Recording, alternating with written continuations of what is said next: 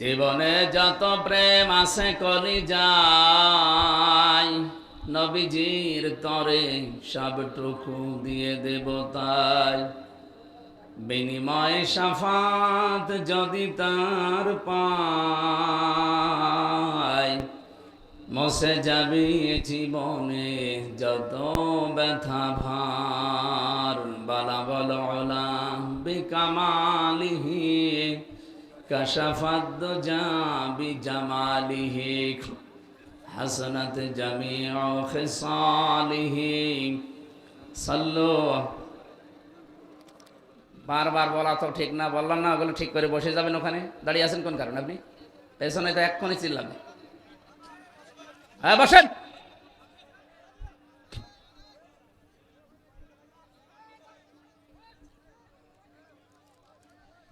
আল্লাহুম্মা আনসুর ফি ইখওয়ানিনা পাকিস্তান। সবাই বলেন আমিন। আল্লাহুম্মা আনসুর ইখওয়ানানা ফি ফিলিস্তিন। বলেন আমিন। আল্লাহুম্মা আনসুর ফি ইখওয়ানিনা হিন্দুস্তান। বলেন আমিন। বাংলাদেশের ঐতিহ্যবাহী জেলা কি কি বললো? নাউজুবিল্লাহ কে বললো? ও হিন্দুস্তানের নাম বলছে নাউজুবিল্লাহ। কি দোয়া করলাম বুঝেছেন?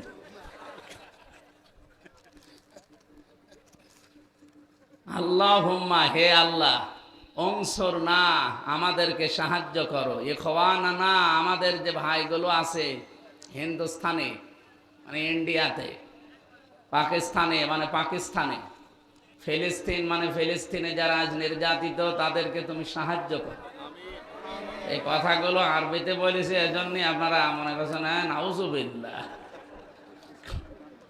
এখান থেকে বোঝা যাচ্ছে এই দেশে এখন উগ্রপন্থী হিন্দু যারা, সব হিন্দু না, উগ্রপন্থী মোদির মুরিদ যারা, এদের প্রতি এই দেশের মানুষের কত রাগ। হিন্দুস্তান নাম বলার কারণেও মানুষ নাউজুবিল্লাহ পড়ছে। এই জন্য এই দেশে যদি ভারতের কোনো দালাল থাকে, সাবধান। যদি জাতি বোঝে না, পিটিয়ে ন্যাংটা করে পিটাবে। এখনো আমরা দেখছি অনেকে দালালি করছে। এই দালালদেরকে আমরা সাবধান করলাম এই নাউজুবিল্লাহ শব্দটা দিয়ে। কে বলেছে কেন নাউজুবিল্লাহ? একটু হাত তোলেন তো ভাই। আপনার চেহারা দেখে বোঝা যাচ্ছে যে আপনি আরবি বোঝেন না, কিন্তু দোয়া ঠিক আছে। আপনার নাউজুবিল্লাহটা মনে হয় ওই দিকে গেছে। ঠিক আছে, আলহামদুলিল্লাহ। সাতক্ষীরা জেলার এটা মনে হয় সদর থানা, না? সদর থানা বালিথা চৌরাস্তা আলহাজ আব্দুল সামাদ বিশ্বাসের মোড় সংলগ্ন বিল ফিংড়ি যুব সমাজদের এবং এলাকাবাসী কর্তৃক আয়োজিত মহাবিশ্বের মহাবিশ্বয় আমাদের মালিক, আমাদের মনিব, মহান রব্বুল ইজ্জাত আল জালালের মুখের পবিত্র বাণী কোরআনে কারীম, এ মহতী অনুষ্ঠানের সম্মানিত সভাপতি জনাব আলহাজ মাওলানা আনিসুর রহমান প্রবীণ আলেমে দ্বীন, অত্র এলাকার কৃতি সন্তান, আল্লাহ রাব্বুল আলামিন তার হায়াতে তাজ্জেবা সিহাতে কুল্লিয়া দান করেন। সাতক্ষীরা বাংলাদেশের মধ্যে জেলখানার মধ্যে আছেন আপনারা, এখন অন্তত মুক্ত। 15 বছরে আমার মনে হয় সাতক্ষীরা জেলখানাই ছিল। আমরা এই মুরব্বীরা একটু ভেতরে ছিলাম, আপনারা বাইরে ছিলেন। এই তাছাড়া বোলডোজার দিয়ে বাড়ি ঘর ভেঙে দিয়েছে এই সাতক্ষীরায়। আর ওইটা আল্লাহ ফেব্রুয়ারির 5 তারিখে আযাবুল বোলডোজার করে নাজিল করেছিল। সাতক্ষীরার বাড়ি ঘর যখন ভেঙেছে, ববুজান ওখানে বসে দেখতো আর খিলখিলিয়ে হাসতো।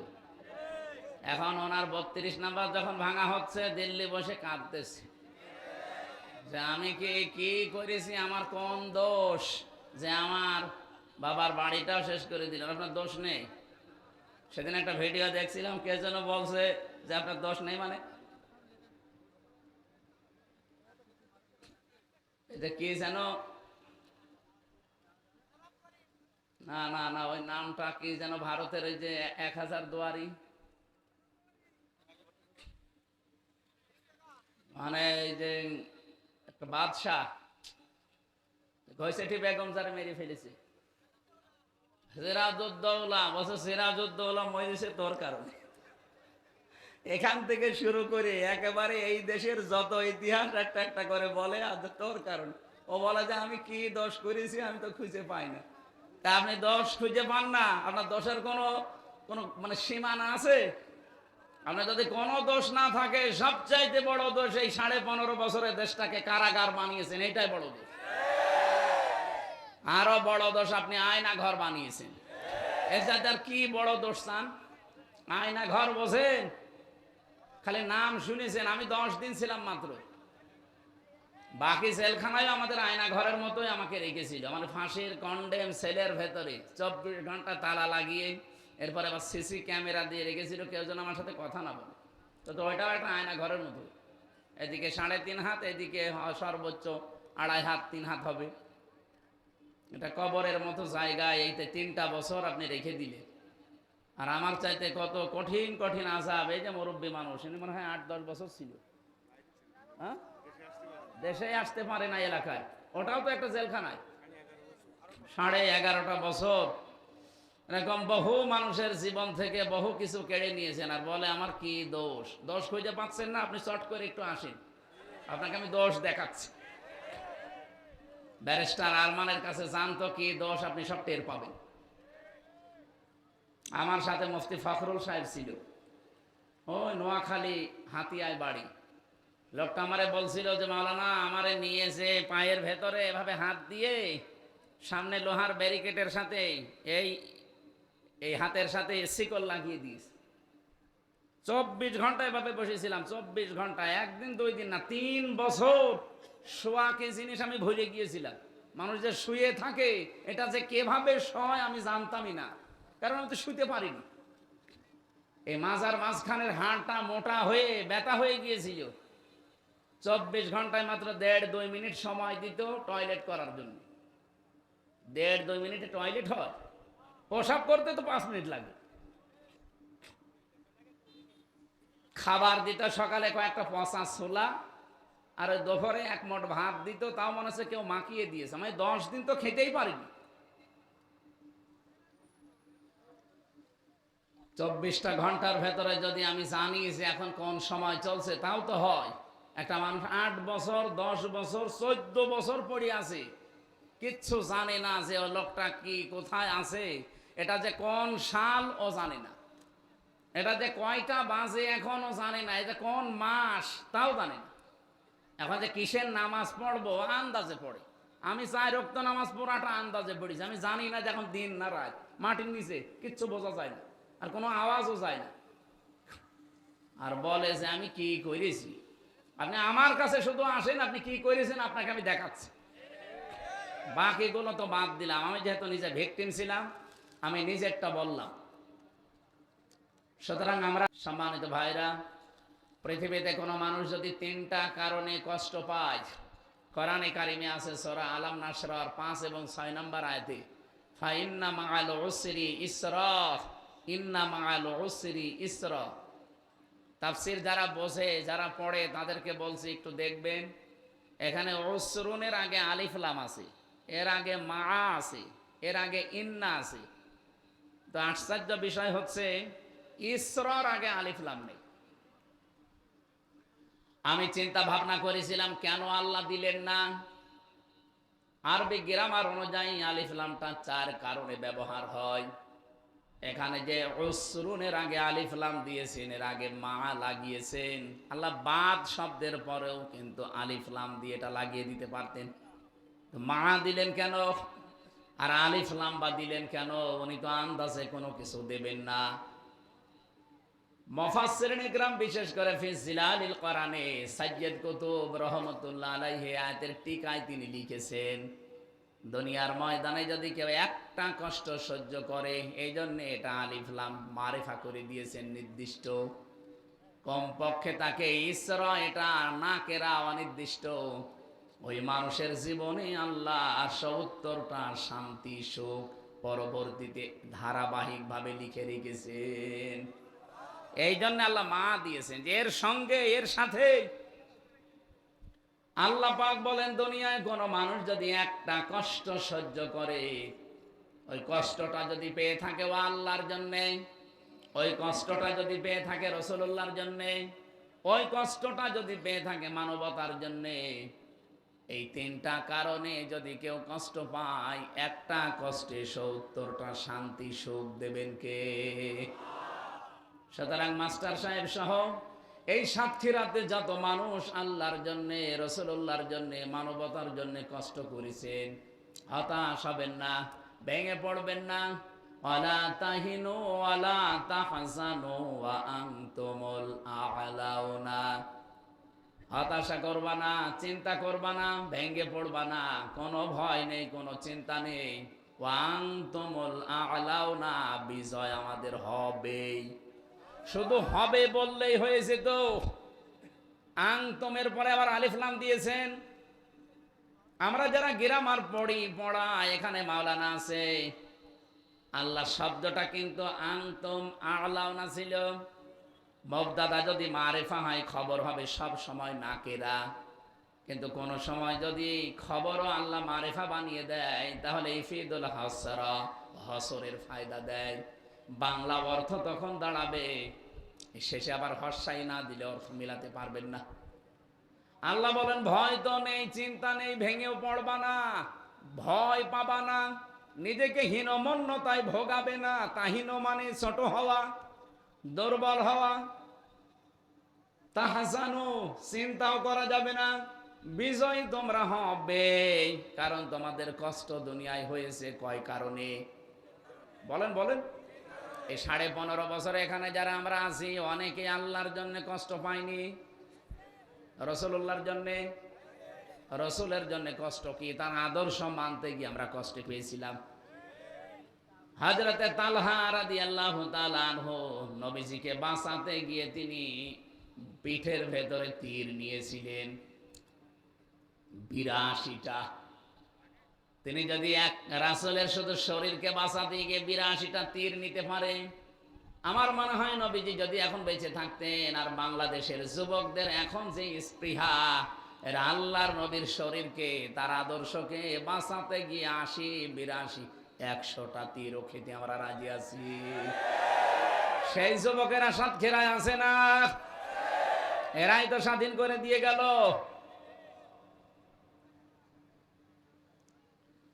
এই জন্য কষ্ট যারা আমরা পেয়েছি আল্লাহর জন্য, রাসূলুল্লাহর জন্য, মানবতার জন্য, ভেঙে পড়বেন না, ভয় পাবেন না, চিন্তা নেই, বিজয় আসতেছে আমাদেরই, আমাদের বিজয় হবেই। সেই জন্য শেষে হর্ষাই আছে, ওয়া আনতুমুল আ'লাউনা, আলিফ লাম দিয়ে আল্লাহ নির্দিষ্ট করে দিয়েছেন বিজয়টা।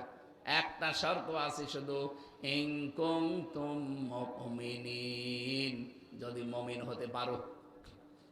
এবার আমি আর একটা দুঃখের কথা শোনাচ্ছি, এদিকে তাকান। এটা তো আশার বাণী গে শুনলেন যে একটা কষ্ট পেলে ৭০টা শান্তি আছে। যেহেতু আয়াতটা আল্লাহ রিপিট করেছেন, এই জন্য পরের আয়াতে দেখেন, ইন্না মা'আল উসরি ইসরা। দুনিয়ায় কোনো মানুষ যদি একটা সুখ ভোগ করে, আর ওই সুখটা যদি হয় অবৈধ সুখ, এদিকে তাকান।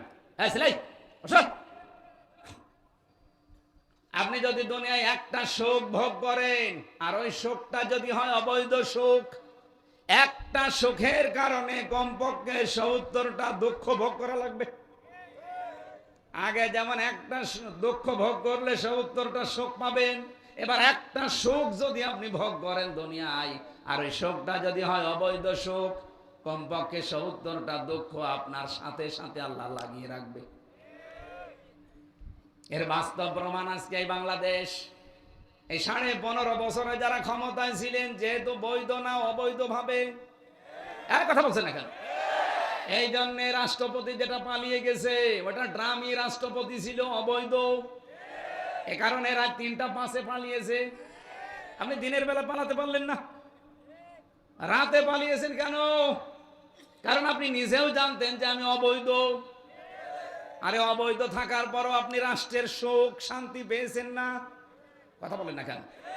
বাংলাদেশে 1628 জন মানুষ দায়িত্বে ছিল, প্রত্যেকেই সুখ শান্তি কত কায়দায় পেয়েছে। তারা বলেন বলেন এই সুখগুলো, এই শান্তিগুলো কি বৈধ ভাবে না অবৈধ? আরো জোরে বলেন। এই অবৈধ সুখ শান্তি যারা পেয়েছিলেন, আপনার বিবেকে কি বলে বলেন? একটা অবৈধ সুখ ভোগ করলে অশান্তি পাবেন কয়টা? আগেরটা মেনে নিচ্ছেন, পরেরটা মানবেন না। সুতরাং হাসিনা যে সুখ পেয়েছে এই 15 বছরে, যদি 50টা সুখও পেয়ে থাকে, প্রত্যেকটা সুখ অবৈধ। কে জবাব দিলেন না? এক একটা সুখে শান্তি অশান্তি কয়টা? 50টায় 3500। অন্তত এতগুলো অশান্তি, দুঃখ, কষ্ট, অপমান, অপদস্থ দুনিয়ায় হবেন, এরপরে চট করে ঢুকে পড়বেন। আর আমার মনে হয় আপনি 3500 অশান্তি ভোগ করতে গেলে পটল তুলবেন। এবার বাঁচার কথা। এই জন্য তো আগস্টের 5 তারিখের পর থেকে পর্যন্ত প্রায় 27 বার চেষ্টা চালিয়েছে বিভিন্ন কায়দায়, আর আমি আজকের সংবাদ পেলাম 28 বার। এটা এখন চলছে, আপনাদের মনে হয় 9 তারিখ, আমি 5 তারিখের পর্যন্ত রিপোর্ট বলছি। 27টা পর্যন্ত চেষ্টা করেছে দেশটা যেন অস্থিতিশীল হয়ে যায়, আর এই 4 দিনে আরো একটা বাড়িয়েছে, সব মিলিয়ে 28টা। কিন্তু সফল হতে পারছে না, কারণ ওরা এখনো পাপের শাস্তি পুরাপুরি হয়নি। আল্লাহ রাব্বুল আলামিন বলেন সূরা আলে ইমরানে পাবেন 4 নাম্বার পারা 12 নাম্বার পৃষ্ঠা 9 নাম্বার লাইনে আছে, ইন্নামা নুমলি লাহুম লিয়াজদাদু ইসমা ওয়া লাহুম আযাবুম মুহিন। এটা সূরা ফি জিলালিল কোরআনে পাবেন, তাফসিরে ফি জিলালিল কোরআন। আল্লাহ পাক বলেন মানুষের পাপ যখন পরিপূর্ণ হয়ে যায়, এই কানের নিচে এমন জোরে দুটা দেব না, দোলা ভাই বলবা একেবারে, না না ডিস্টার্ব করা যাবে না ভাই। ইন্নামা নুমলি লাহুম লিয়াজদাদু ইসমা। আল্লাহ পাক বলেন এই পৃথিবীতে কেউ যদি পাপ করতে করতে সীমা ছাড়িয়ে যায়, আমি আল্লাহ একটা সিদ্ধান্ত নেই তার জন্যে, কি? ওয়ালাহুম আযাবুম মুহিন, তাকে অপমানজনক শাস্তির ভেতরে ফেলে দেয়। আজ আচ্ছা যেটা দিয়েছে আপনি দেখতে পাচ্ছেন না, অপমানের এখনো কিছু হয়নি। ওরা আলেমদের সাথে যা করেছে এখনো 100 ভাগের 1 ভাগ ওরা পায়নি, আরো পাবে। আরে ভাই আমি ছোট হই বড় হই যাই হই, আমার নামের আগে একটা আলেম লেখা আছে, অথচ মাথায় আমার দড়ি লাগিয়ে, ডান্ডা বেড়ি দিয়ে, পেছনে হাত হ্যান্ডকাপ দিয়ে লাগিয়ে, এই মাথার উপরে কালো টুপি পরিয়ে প্রায় 11 ঘন্টা ওরা আমার টর্চার করেছে। মাথার চুল থেকে পা পর্যন্ত 1 ইঞ্চি জায়গা বাকি রাখে নাই। এটা কাঠের চেয়ারে বসতে পারি না, এখন গদি দেওয়া লাগে। 8-10 মিনিট বসলে আমার ব্যথা হয়ে যায়, কারণ এমন অত্যাচার এমন জায়গায় করেছে যে বউ ছাড়া কারো দেখাতেও পারি না।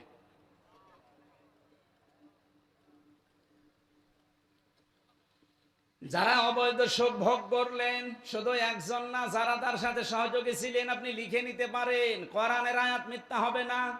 মাস্ট বি আপনার জীবনে 70টা করে এক একটা সুখের জন্য অশান্তি আসতেছে। এই জন্য আল্লাহ মা দিয়েছেন, আপনি অশান্তি ভোগ করবেন, অপদস্থ হবেন, অপমান হবেন, অকল্যাণ পাবেন, দুঃখ পাবেন। কয়টা করে? 70টা করে। এই জন্য আমাদের কোনো চিন্তা আসে না, আমাদের হতাশাও নেই। আমরা জানি কোরআন 100 ভাগ সত্য, অথেন্টিক তথ্য আছে, আর কোরআনের কথা কোনো রদ বদল, কোরআনের কথা যে পরিবর্তন নেই, এটা কোথায় আছে? সূরা আনআম 8 নাম্বার পারা 1ম নাম্বার পৃষ্ঠা 11 নাম্বার লাইনের 115 নম্বর আয়াতে আছে, প্রথম অংশে পাবেন, ওয়াতাম্মাত কালিমাতু রাব্বিকা সিদকাও ওয়া আদলা লা মুবাদদিলা লিকালিমাতিহি ওয়া হুয়াস সামিউল আলিম। আল্লাহ পাক বলেন আমার কোরআনে যা দিয়েছি সব সত্য কথা, এবং 2 নম্বরে এখানে যা আছে সব ইনসাফ পূর্ণ কথা। আদলি শব্দ দিয়েছেন আল্লাহ, ইনসাফ দিয়ে পরিপূর্ণ। এখান থেকেই তো বাংলাদেশে এই বৈষম্য বিরোধী ছাত্র যে আন্দোলন, আপনারা বৈষম্য করবেন, কোরআনের নির্দেশ যে বৈষম্য করা চলবে না। বৈষম্য দূর করার জন্য এই বাংলাদেশে একটা প্রতীক আছে, তার নাম দাড়িপাল্লা, যেটা আমার খতবার ভেতরে ছিল। ওয়াদাল মিজান, মিজান মানে এখানে আমরা সবাই জানি দাড়িপাল্লা। মিজান মানে কি? মানদণ্ড। এটা একটা ন্যায় বিচারের প্রতীক। ও সাতক্ষীরাবাসী, এটাও আমরা কোরআনে কারিম থেকেই নিয়েছি, বানানো না। বাংলাদেশে দাড়িপাল্লা মার্কা, এটা কোরআন থেকে নেওয়া। সূরা হাদিদ 25 নম্বর পারা, 27 নম্বর পারা, 20 নম্বর পৃষ্ঠার প্রথম নম্বর লাইনের 25 নম্বর আয়াতের মাঝের অংশে শব্দটা আছে, লাকাদ আরসালনা রাসূলানা বিল বায়্যিনাতি ওয়া আনজালনা মাআহুমুল কিতাবা ওয়াল মিজান লিয়াকুমান নাসু বিল কিসত। অবশ্যই পৃথিবীতে আমি যত নবী পাঠিয়েছি, আপনি মাওলানা বেলালীকে জিজ্ঞাসা করেন, এখানে আল্লাহ লাকাদ শব্দ বাদও দিলে আমরা কিন্তু নিজেরা আলেমরা অর্থ করে ফেলতাম। লাকাদ আল্লাহ কেন দিলেন? দুইটা তাকিদ দিয়েছেন, লাম একটা, কদ একটা। আল্লাহ গ্যারান্টি দিয়েছেন দুইবার, অবশ্যই অবশ্যই এই পৃথিবীতে আমরা যত নবী আর রাসূল পাঠিয়েছি, প্রতিটি নবীর সাথে 3টা জিনিস দিয়েছিলাম। 1 নম্বরে দিয়েছিলাম স্পষ্ট দলিল আর প্রমাণ, মুজিজা যেটা বলা হয়। 2 নম্বরে তাদের সাথে কিতাব দিয়েছি কম বেশি। 3 নম্বরে তাদেরকে আমি মিজান দিয়েছি। বাংলাদেশে যেহেতু 54 বছরে আজও পর্যন্ত দাড়িপাল্লা তার জায়গা মতো যেতে পারেনি, এই জন্য এই দেশে আমরা এখনো ন্যায় বিচার পরিপূর্ণ পাইনি। কি কথা বললেন না? এটা যদি সত্যি এবার জায়গা মতো যায়, আমি গ্যারান্টি দিচ্ছি কোরআনের দিকে তাকিয়ে আপনি ন্যায় বিচার পাবেন। কোরআনের কথা মিথ্যা হবে? কত কিছু তো দেখলাম 54 বছরে কিছুই সত্য হয়নি। এবার এইটা দেখেন, কিতাব ওয়াল মিজান আল্লাহ দিয়ে শেষ করে দেননি আয়াতটা। যদি শেষ করে দিতেন আমি আয়াতই পড়তাম না। লিয়াকুমান নাস, এখানে লাম মানে লি, লামের নিচে জের মানে জন্য। আল্লাহ বলেন কেন দিয়েছে জানো? এই জবাব দেওয়ার জন্য, লিয়াকুমান নাসু বিল কিসতি, মানুষের ভেতরে যেন ন্যায় বিচার করতে পারো। এটা রেকর্ড হচ্ছে, সারা দেশে যাচ্ছে।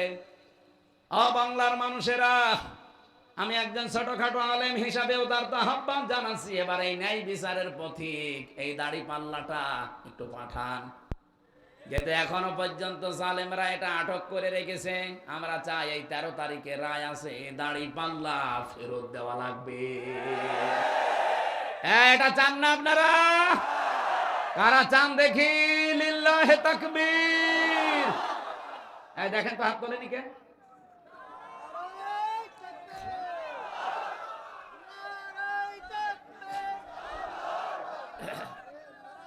আলহামদুলিল্লাহ, ঠিক আছে। আরে ভাই, এটা আমাদের অধিকার। এ মার্কা নিয়ে আমরা এই দেশে এমপি হয়েছে, এই দেশে মন্ত্রী হয়েছে, এই মার্কা নিয়ে না?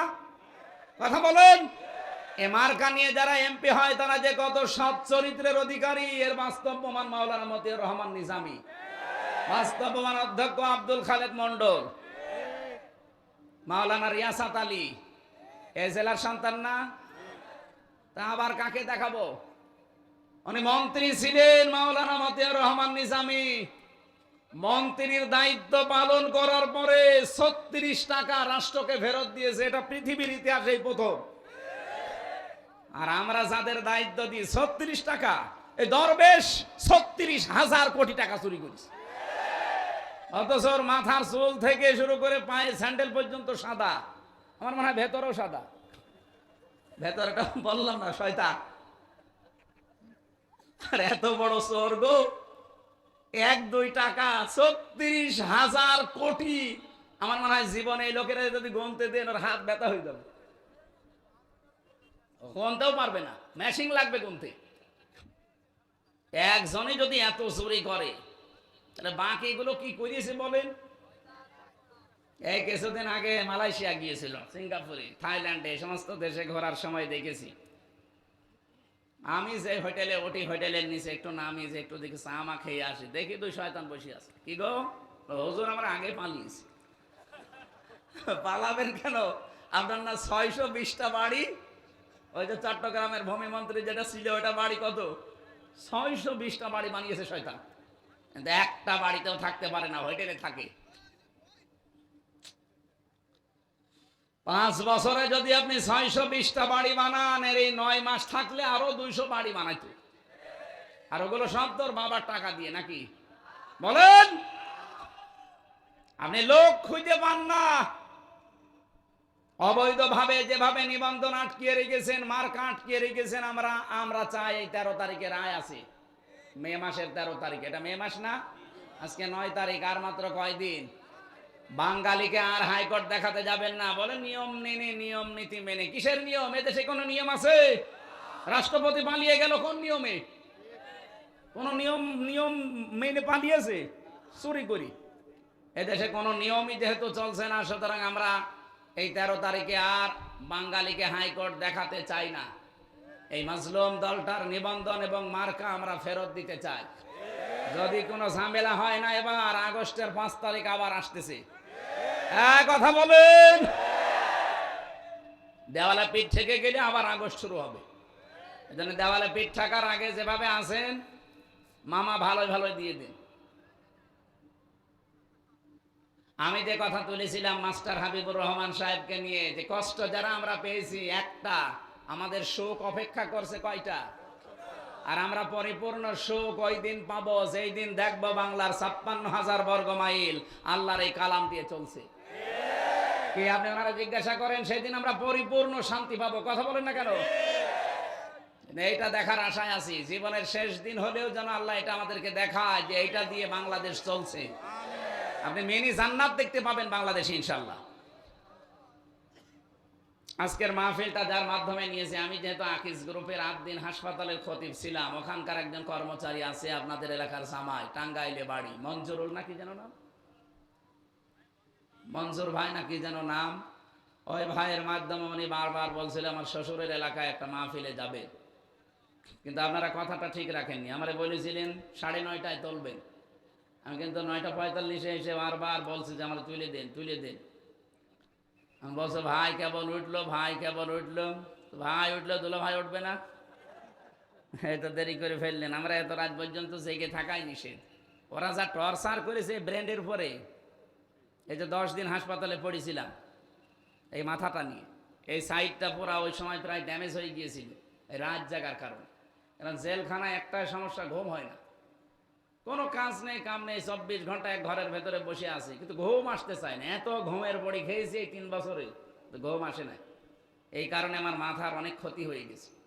ডাক্তার যত দেখালাম সব এক কথা বলে যে রাত জাগবেন না, সর্বোচ্চ রাত 10:30টার ভেতরে আপনি ঘুমিয়ে পড়বেন। আর আপনার তোলেনি রাত 10টায়, 10:30টায়।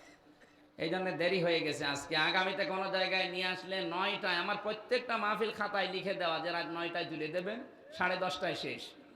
এই সাতক্ষীরা আর ওদিকে সিরাজগঞ্জ, এই 2 জেলায় সমস্যা। এই 2 জেলা আগামী থেকে আমি আর আসবো না। আপনারা কথা ঠিক রাখেন না। গরু দিয়ে চাষ করে খাবেন, গরুই যদি মরে যায় আসবো কি করে? মেরে ফেলবে তো।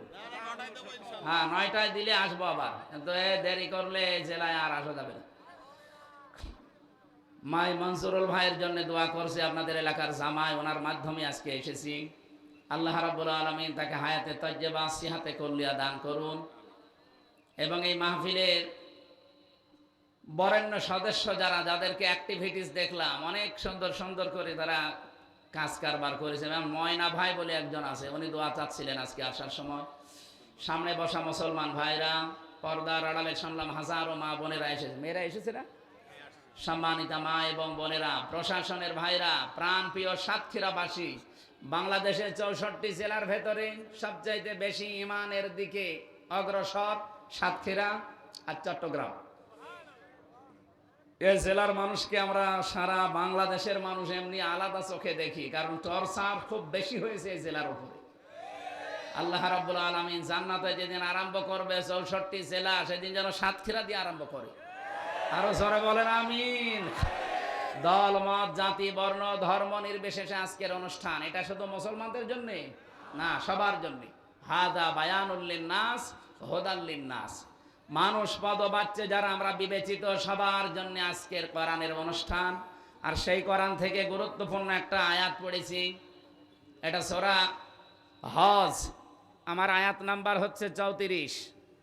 যেহেতু জিলহজ জিলকদ মাস চলছে, সামনে জিলহজ আসতেছে, গুরুত্বপূর্ণ একটা মাস আমাদের সামনে অলরেডি ছায়া ফেলেছে। 4টা মাস আল্লাহর কাছে পবিত্র মাস, একটা মুহররম, রজব, জিলকদ, জিলহজ। এই মাসগুলো কিছু দায়িত্ব কর্তব্য পালন করা লাগে। আল্লাহ রাব্বুল আলামিন কোরআনে কারিমে দিয়েছেন, ইন্না ইদ্দাতাশ শুহুরি ইনদাল্লাহি ইসনা আশারা শাহরান ফি কিতাবিল্লাহ ইয়াউমা খালাকাস সামাওয়াতি ওয়াল আরদা মিনহা আরবাআতুন হুরুম ইলা আখিরি আয়াত। সূরা তাওবার ভেতরে এসেছে 10 নম্বর পারা 11 নম্বর পৃষ্ঠার 11 নম্বর লাইনে আছে, আল্লাহ বলেন, আমি আসমান আর জমিন যেই দিন তৈরি করি ওই দিন আমি আমার কিতাবের ভেতরে 12টা মাসের নাম লিপিবদ্ধ করেছিলাম। তাহলে মাস হিসাবে আল্লাহর কাছে লিখা কয়টা? বলেন বলেন। ওই 12টা মাসের নাম আল্লাহ কোরআনে দেয়নি, শুধু একটা মাসের নাম দিয়েছেন, রমজান। বাকি 11 মাসের নাম কোরআনে দেয়নি। এটা তাফসিরে হাদিসে আমরা পেয়েছি। আল্লাহ বলেন, মিনহা আরবাআতুন হুরুম, এর ভেতরে 4টা মাস আমার কাছে পবিত্র। মুহররম একটা, রজব একটা, জিলকদ যেটা আমরা এখন আছি, আর একটা জিলহজ। ওই জামানায় মাসগুলোকে সম্মান দিত কাফেররা পর্যন্ত। ওরা যদি এই সারা বছর যুদ্ধ বিগ্রহ মারামারি গন্ডগোল করত, কিন্তু এই মাস যখনই জিলহজ, জিলকদ, মুহররম, রজব আরম্ভ হয়ে যেত, তখন তাদের মারামারি গন্ডগোল যুদ্ধ বিগ্রহ বন্ধ। এই মাসগুলো চলে যাক, আবার তোরে দেখে নেব। আপনি চিন্তা করেছেন, কাফের আল্লাহকে বিশ্বাস করে না, কিন্তু 4টা মাসকে তারা সম্মান দিয়ে চলেছে। এই মাসগুলো আসলে তারা তাদের মারামারি গন্ডগোল হামলা মামলা কেস কাম বন্ধ করে দিত। আর আমরা মুসলিম, কোরআন বিশ্বাস করি, কোরআনের ভেতরে 12টা মাসের নাম আল্লাহ দিয়েছেন, আমরা বিশ্বাস করি। ইনদাল্লাহি ইসনা আশারা শাহরান, এই যে 12টা মাস, তাহলে আমাদের তো সম্মান আল্লাহ নিজে যখন দিয়েছেন, এই মাসগুলোকে আমাদের আরো বেশি করা দরকার। এ মাস আসলে আমার মনে হয় আমাদের মারামারি গন্ডগোল মনোমালিন্য একে অন্যের পেছনে লেগে থাকা, এগুলো সব স্টপ হয়ে যাওয়া দরকার। এই কথা বলছেন আমার? এই মাসগুলো আসলে অন্তত একটু সম্মান জানান। যেহেতু জিলকদ আরম্ভ হয়ে গেছে, আজ 3-4 তারিখ চলছে, এই মুহূর্তে সিদ্ধান্ত নেন, আমার সাথে যার যার ঝামেলা আছে হবে, যদি শুরু করা লাগে এই মাস চলে যাক, আমি আবার আরম্ভ করব। অন্তত এই মাসে আমি থেমে গেলাম, পারা যাবে না? বলেন বলেন। নবীজি মসজিদে নববীতে বসে আছেন, দরজা দিয়ে এক সাহাবী প্রবেশ করলেন। আল্লাহর নবী জানিয়ে দিলেন যে এই লোকটা আল্লাহর জান্নাতি। দ্বিতীয় দিন আবার বললেন এই লোকটা আল্লাহর জান্নাতি। তৃতীয় দিন আবার বললেন এই লোকটা আল্লাহর জান্নাতি। সাহাবীরা বলে, হুজুর কি এমন কাজ করেছে লোকটা আল্লাহর জান্নাতি? একজন সাহাবী হযরত সাদ ইবনে আবি আক্কাস রাদিয়াল্লাহু তাআলা আনহু, তিনি বলেন, আমি তার জীবনের কাজকর্ম দেখার জন্য ছদ্মবেশে তার বাড়িতে আমি আশ্রয় নিলাম। ডাক দিয়ে বললাম, আল্লাহর বান্দা, আমি আপনার বাড়িতে মেহমান হতে চাই। 3টা দিন আমি তার সাথে আছি, তার বাড়িতে লেগে আছি, দেখি যে দিনিয়া রাতে কি কাজ করে, এমন কোন গোপন আমল আছে কিনা। আমার সাথে নামাজ পড়ে 5 ওয়াক্ত, কথাবার্তা বলে, যেভাবে চলি আমি ওইভাবে চলে, তার গোপন কোনো আমল আমি দেখলাম না। শেষ পর্যন্ত বলেই ফেললাম যে আপনি কি করেন? আপনাকে নবী যেতে 3 দিন পর পর জান্নাতি বলে ঘোষণা দিলেন, আপনি কি করেন? কি? আমি তো কিছুই দেখলাম না। লোকটা বলে, আল্লাহর বান্দা, আমার জীবনে এতটুকু কাজ আছে, আমি সারা দিন সারা রাত যা করি, সন্ধ্যা বেলা যখন এশার নামাজ আদায় করে ঘুমাতে যাই, কারো উপরে কোনো বিদ্বেষ আমি রাখি না, কারো উপরে কোনো রাগ নেই, কারো উপরে কোনো অভিমান নেই। যে যা আমার সাথে করেছে, অন্তত এশার নামাজের পরে একটা নির্মল শান্ত মন নিয়ে আমি ঘুমিয়ে যাই, আশা নিয়ে যে ঘুম থেকে উঠতেও পারি, বিদায় নিতেও পারি। সুতরাং আমি কারো উপরে অভিযোগ রেখে করব কি? আমি সব আল্লাহর জন্য মাফ করে দিলাম। এভাবে আমি ঘুমিয়ে যাই, সকালবেলা একটা শান্ত মন নিয়ে আল্লাহ আমাকে আবার জাগিয়ে তোলে। আমার মনে হয় আল্লাহ পাক আমার এই কাজটা পছন্দ করেছে, নবীর মাধ্যমে আমার জান্নাতের সুসংবাদ দিয়েছে। সাতক্ষীরাবাসী, হাদিসটা শুনতে খুব সহজ মনে হচ্ছে, নিজের সাথে মিলান তো। আমি আপনি পেরেছি? এ লোকটা ঘুমানোর আগে যার প্রতি যে রাগ ঝাল আছে, অভিযোগ আছে, সব মাফ করে দিয়ে একটা মন নিয়ে ঘুমায়, শান্ত মন, নির্মল। আর আমরা সারাদিন যা করি, সারা রাত যা করি, অন্তত ঘুমানোর আগে বালিশে মাথা দিয়ে চিন্তা ভাবনা করে যে সকালবেলা কার 12টা বাজাবো। কথা বলে না কেন? সকালবেলা কারে ধরিয়ে দেব, মিথ্যা মামলা দেব, মিথ্যা সাক্ষী দেব, কার কোনটা আমরা ডাকাতি করবো, চুরি করবো, মেরে খাবো, শুধু এই ধান্দায় আছি। আমি একটা হাদিস পড়েছিলাম না, হযরতে আবু যর রাদিয়াল্লাহু তাআলা থেকে বর্ণিত, বিশ্ব নবী জানিয়েছেন, মানিদ্দাআ মা লাইসা লাহু ফালাইসা মিন্না ওয়ালিয়াতাবাওয়া মাকআদাহু মিনান নার। মুসলিম শরীফের হাদিস, 61 নাম্বার হাদিস এটা। নবীজি বলেন, যে জিনিস তোমার না, ওইটা যদি তুমি নিজে দাবি করো, ওই দিন থেকে তুমি আমার উম্মত না। কথা বুঝেছেন না? বোঝেন?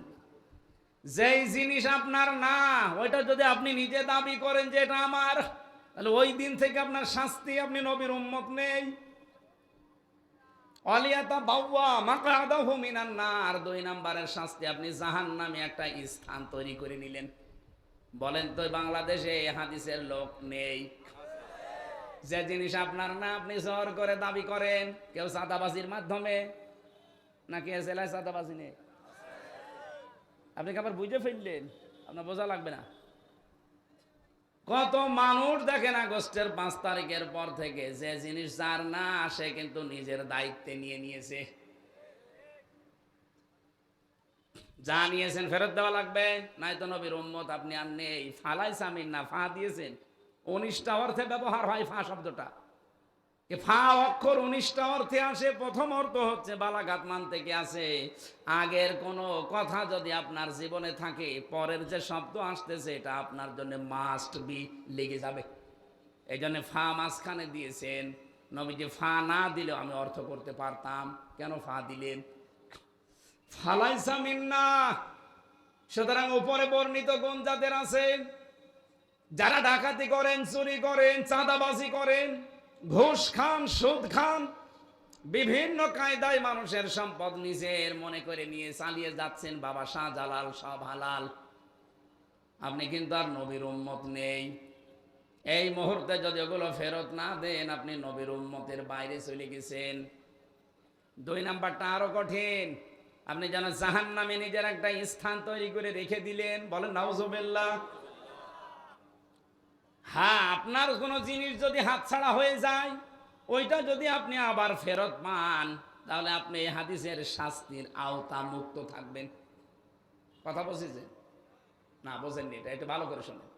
কোন জিনিস আপনার ছিল, কিন্তু আপনি ওই জিনিসটা হারিয়ে ফেলেছেন অথবা বেদখল হয়ে গেছে, ওইটা যদি আপনি আবার ফেরত পান, তাহলে আপনি এই হাদিসের আওতা মুক্ত থাকবেন। এটা আপনি টিকায় লেখা পাবেন মুসলিম শরীফের। এই যে ইসলামী ব্যাংক, যাদের ছিল হাতছাড়া হয়ে গিয়েছিল, এখন আবার তারা ফেরত পেয়েছে। আসতে বললেন কেন? কিন্তু অনেক মানুষ আমরা দেখি, তারা বলছে না জানি ইসলামী ব্যাংকও নাকি চুরি হয়ে গেছে, ছিনতাই হয়ে গেছে। এরকম মিথ্যা কথা বলতে পারলেন? ইসলামী ব্যাংকে আপনার বাবার নাকি? যাদের ব্যাংক তারা ফেরত পেয়েছে। যারা বানিয়েছিল মাথার ঘাম পায়ে ফেলে, তারা হারিয়ে ফেলেছিল ওটা, এখন তারা ফেরত পেয়েছে। তাদের জিনিস তারা পেয়েছে, আপনি এখানে ফতোয়া দিলেন কোন কারণে? না বোঝার ভান করে থাকলে কিন্তু আপনার খবর আছে। আমি আবার বলছি, কোন জিনিস আপনার ছিল, হাত ছাড়া হয়ে গিয়েছিল, হারিয়ে ফেলেছিলেন, আবার ফেরত পেয়েছেন, আপনি ফালাইসা মিন্নার ভেতরে থাকবেন না। ওয়ালিয়াতাবাওয়া মাকআদাহু মিনান নারের ভেতরে আপনি নেই। কিন্তু জিনিস আপনার না, আপনি জোর করে দখল করে নিজের দায়িত্বে রেখে দিলেন, ওই দিন থেকে আপনি নবীর দল থেকে বের হয়ে চলে গেছেন। সুতরাং যারা নবীর উম্মত নেই, এখন অনেকে এরকম মানুষ নেই, নবীর উম্মত আপনি কিন্তু নেই। আপনি এখন নবীর উম্মত যেহেতু নেই, মরে গেলে এখন জানাজা দেওয়া ঠিক হবে? কবরে দেওয়া? বলেন, এরকম চরিত্র আছে কাদের? যাদেরই আছে, আমি নাম নিলাম না, আপনি কিন্তু টের পাচ্ছেন, আর এটা রেকর্ড হচ্ছে, সারা দেশে এখন চলছে। যারা যারা শুনছেন তারা ফেরত দেন, নাই তো আমাদের মতো মানুষকে আপনারা ডাকবেন না মরে গেলে।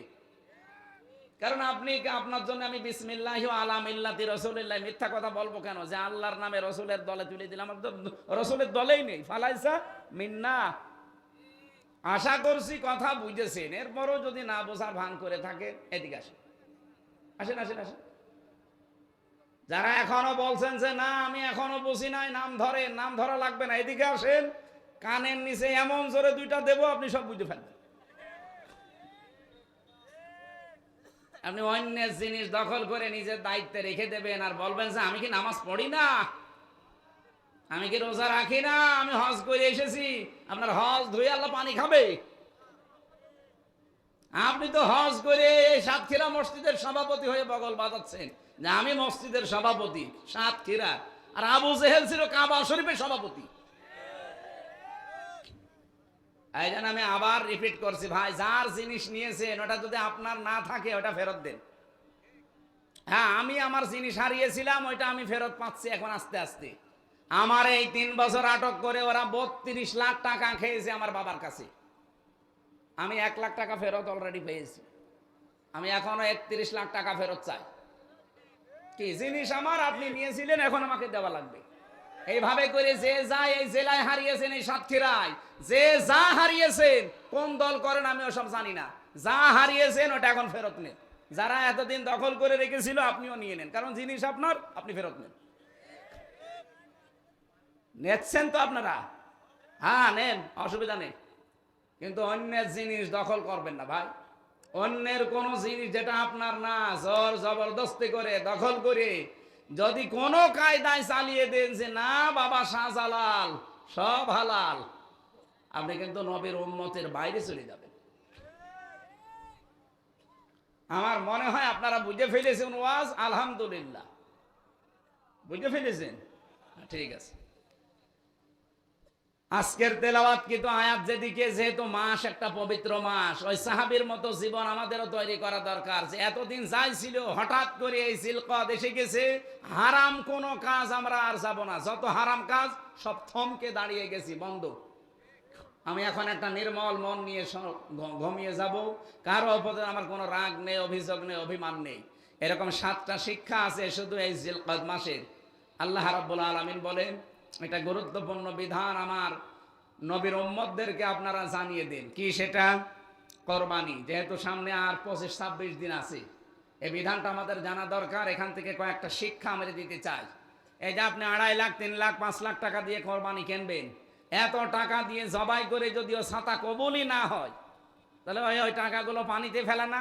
খালি গোশত খাওয়ার জন্য গোশত আলাদা কিনে খেতে পারতেন না? এই জন্য গুরুত্বপূর্ণ বিধান এটা। জবান ছেড়ে সূরা হজের এই 34 নম্বর আয়াত থেকে কিছু কথা শুনতে চাই আমরা, নাকি বাড়ি চলে যাবেন? জবান খুলে বলেন, আউযু বিল্লাহি মিনাশ শাইতানির রাজিম, বিসমিল্লাহির রহমানির রহিম। এটা একটু নামিয়ে নেন, পড়ে গেলে সমস্যা হবে, কিছু দেওয়া লাগবে না।